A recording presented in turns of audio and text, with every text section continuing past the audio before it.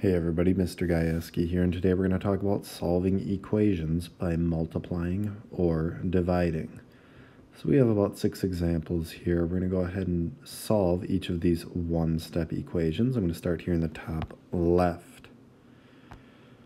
So negative 4 equals k over negative 5. Well, over negative 5, what that's telling me is that k is being divided by negative 5.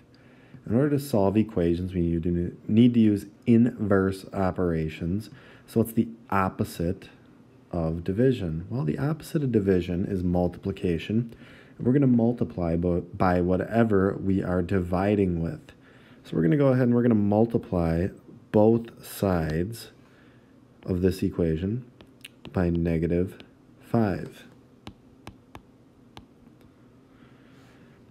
Now, when I go ahead and I multiply both sides by negative 5, on the left-hand side, I'm going to have, well, negative 5 times negative 4, which is going to give me, well, two negatives is positive, a positive 20. And on the right-hand side, the negative 5 over negative 5 are going to cancel each other out. And that's going to leave me with a k. K equals 20. Now, if I'm not sure about my answer, I can always go ahead and do a check. So my original equation, negative 4 equals k. Well, I think k equals 20 over negative 5. Well, what is 20 divided by negative 5? 20 divided by negative 5 is going to give me a negative 4. So that works. So I can go ahead and circle my answer of k equals 20. Let's try another example. M over 3 equals 1.5. Again, this is division. So I'm going to go ahead and I'm going to multiply both sides by a positive 3. All right, well, 3 times m divided by 3, that's just going to give me m. 1.5 times 3 is going to give me 4.5. When you're finished, circle your answer. How about division? Well, here I have 7x equals 56. Well, 7 times x. I need to think to myself, how do I undo that multiplication? Well, I'm going to go ahead and I'm going to divide both sides by 7. Remember, I need to divide both sides. I need to do the same thing to both sides to keep the equation balanced. So how many times does 7 go into 56? That would be 8 times. So x equals 8.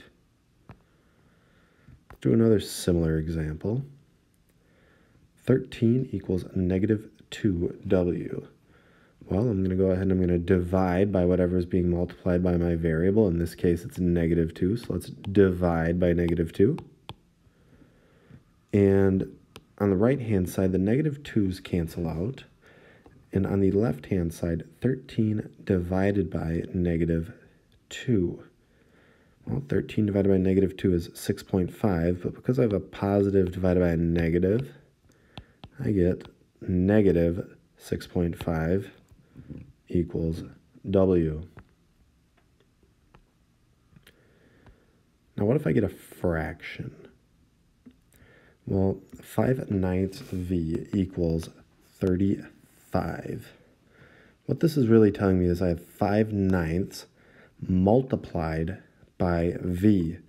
So I need to undo that multiplication by dividing both sides by 5/9.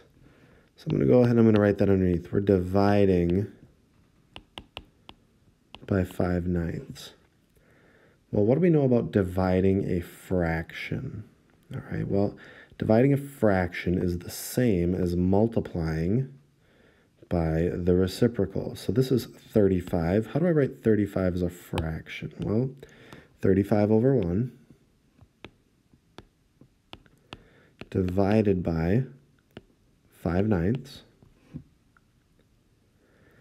And I'm going to multiply 35 by the reciprocal. So 35 over 1 times the reciprocal of 5/9, which is 9/5. I can go ahead and I can simplify here. So 35 and 5. I'm looking across. Well, I can divide both of those by 5. That'll give me 7. And when I divide 5 by 5, I get 1. So 7 times 9 gives me 63 over 1. And 63 divided by 1 is 63. So that takes me back to my original equation. So on the left-hand side, the 5/9 divided by 5/9, that cancels out, gives me 1v or v. And then 35 divided by 5/9, or I can even think of it as 35 times 9/5 is going to give me 63 as my final answer. And again, if you're not sure about this, you can always go ahead and plug this 63 back in for v and simplify. We'll do one more example. So over here I have 5/2 is equal to 4y over 3. Well, 4y over 3 is really the same exact thing as 4/3 times y. So I can go ahead and I can rewrite that. 5/2 equals 4/3 times y. And to undo this multiplication of 4/3, I can divide by 4/3. Dividing by 4/3 is the same as multiplying by the reciprocal. The reciprocal of 4/3 is 3/4. So let's go ahead and let's multiply both sides by 3/4.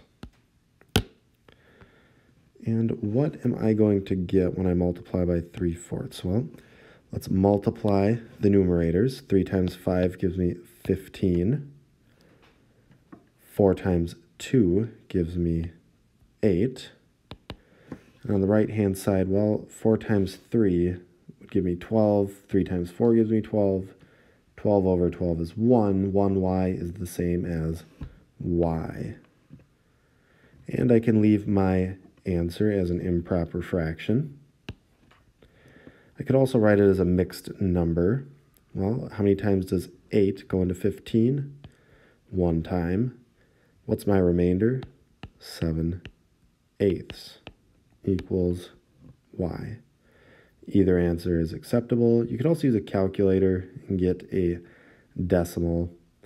Again, as long as you're using the right numbers, doesn't matter which form, the answer is correct. And once again, if you're not sure, you can take either of these values, plug them in for y, and see if you get a true statement. If you get a true statement, then your answer is correct. Well, that is all for solving equations by multiplying or dividing. If you have any questions, please let me know. I hope that helps, and I'll see you next time.